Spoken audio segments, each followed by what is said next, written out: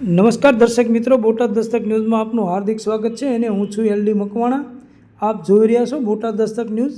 હવે પછીના સમાચાર વિગતવાર। હત્યાના ગુનાનો ભેદ ઉકેલાયો। ભાવનગરના કાળિયા બીડના યુવાનની ઉધાર આપેલા પૈસાની ઉઘરાણી મામલે તીક્ષ્ણ હથિયારોના ઘા ઝીકી હત્યા કરનાર બંને શખ્સો ઝડપાયા। ભાવનગર શહેરના કાળિયા બીડ વિસ્તારમાં રહેતા રત્ન કલાકાર યુવાનનું ગત રાત્રિના સમયે બે શખ્સોએ અપહરણ કર્યું હતું, જે બાદ વ્યાજે આપેલા પૈસાની માગણી કરી આ યુવાન પર તીક્ષ્ણ હથિયારોના ઘા ઝીકી કરપીણ હત્યા કરી હતી। આ અંગે ફરિયાદ દાખલ થતાં નીલમબાગ પોલીસે બંને હત્યારાઓની ગણતરીના કલાકોમાં ધરપકડ કરી સમગ્ર ગુનાનો ભેદ ઉકેલી નાખ્યો છે।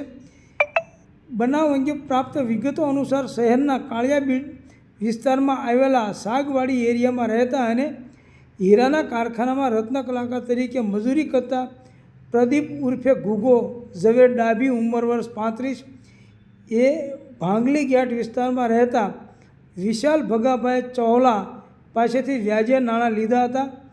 દરમિયાન હીરાના ધંધામાં મંદીનો માહોલ ચાલી રહ્યો હોય, આથી પ્રદીપ વિશાલ ચૌલાને સમયસર વ્યાજ કે મુદ્દલ ચૂકવી શક્યો ન હતો। આથી વિશાલ તેના સાગરીતો સાથે પ્રદીપના ઘરે આવી ઉગ્ર ઝઘડો કરતો હતો। દરમિયાન ગઈકાલે રાત્રે વિશાલ તેના મિત્ર નીરવ દિનેશ ગોહિલ સાથે પ્રદીપના ઘરે આવ્યો હતો અને ત્યાંનું બાઇક પર અપહરણ કર્યું હતું। અપહરણ કરી પ્રદીપને ગ્રીન પાર્ક ચોકડી પાસે લઈ જઈ વ્યાજ મામલે ઝઘડો કરી કોઈ તીક્ષ્ણ હથિયારોના ઘા ઝીકી બંને શખ્સો ફરાર થઈ ગયા હતા। સવારમાં યુવાનની લાશ જોવા મળતા આ અંગે મૃતકના ભાઈ પરેશ ઝવેર ડાભીએ વિશાલ તથા નીરવ વિરુદ્ધ એડમિશન પોલીસ સ્ટેશનમાં ફરિયાદ નોંધાવી હતી। આ ફરિયાદના આધારે વર્તેજ પોલીસના જવાનોએ ગણતરીની કલાકોમાં બંને હત્યારાઓને ઝડપી લઈ લોકઅપ હવાલે કર્યા છે અને આ હત્યાનો ભેદ ઉકેલી નાખ્યો છે।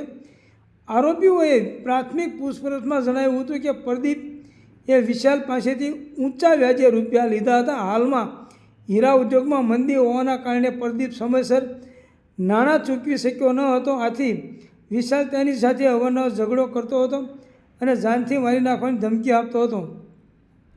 ગઈકાલે રાતે પ્રદીપનું વિશાલ તથા નીરવે બાઇક પર અપહરણ કરી લઈ જઈ ગ્રીન પાર્ક ચોકડી પાસે પ્રદીપની હથિયારોના ઘા ઝીકી મોત નિપજાઈ ફરાર થઈ ગયા હતા।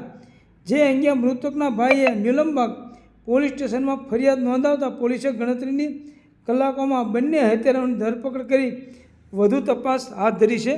સૌજન્ય દિવ્યા ભાસ્કર, બોટાદ દસ્તક ન્યૂઝ, LD મકવાણા, બોટાદ।